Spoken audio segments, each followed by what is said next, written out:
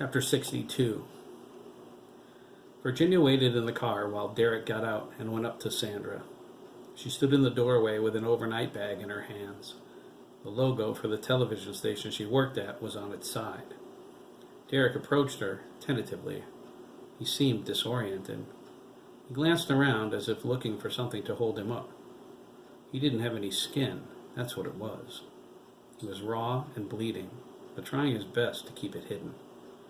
How was he supposed to stand when his foundation was torn out from under him?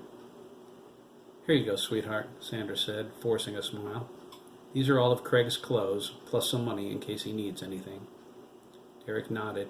"Thank you," he said, his voice scratchy.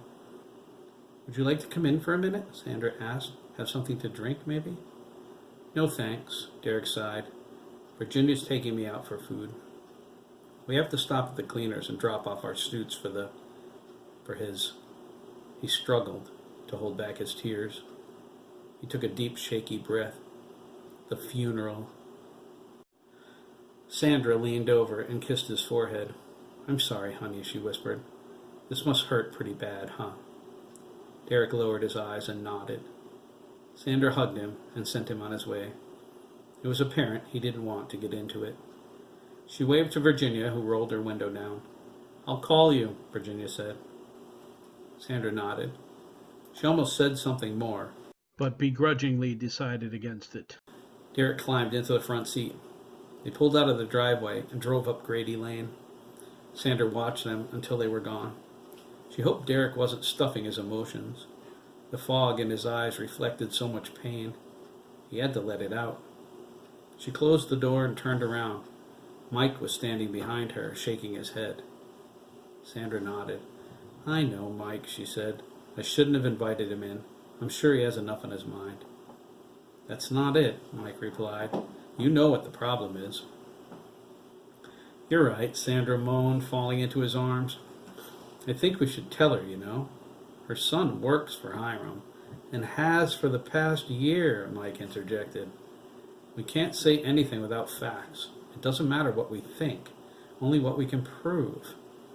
Err on the side of caution, remember?" "That's not an error, baby," Mike cried. "That's a nuclear blast." "Have you called anyone yet?" Sandra asked, walking over to the window. She stared at the road for a moment. Where was Sam this morning, she wondered. She didn't remember seeing him. Did he go by and I missed him? I was up at the usual time when I called out sick. Maybe when we were at the campsite? Did he run that late? Earlier, maybe? "I'm right here." Sandra shook her head. Her ears were ringing. "Will they come over and talk about it?" she continued, clearing her throat. "I spoke to Hugh Krieger," Mike replied. "He's leaving for California on a business trip. He was staying there until Saturday, but with the funeral, he's cutting his trip short. The whole town's going, it seems. He said he would drop by, though. He sounded miffed I was evasive, but I didn't want to blurt it out. I was pushy about him coming over, too. I left a message for Arthur Kelly to stop by the store, but I didn't say what for." Sandra nodded and sat on the couch. She felt dizzy. "And the others?" "Right now I have to go to work," Mike said. "Bee's running the front alone. Lisa took the morning off because of Dan.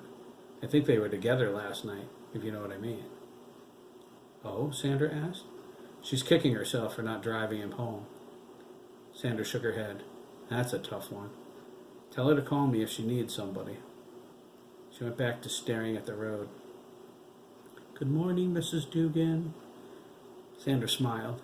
She could almost hear Sam's voice. "I will," Mike promised.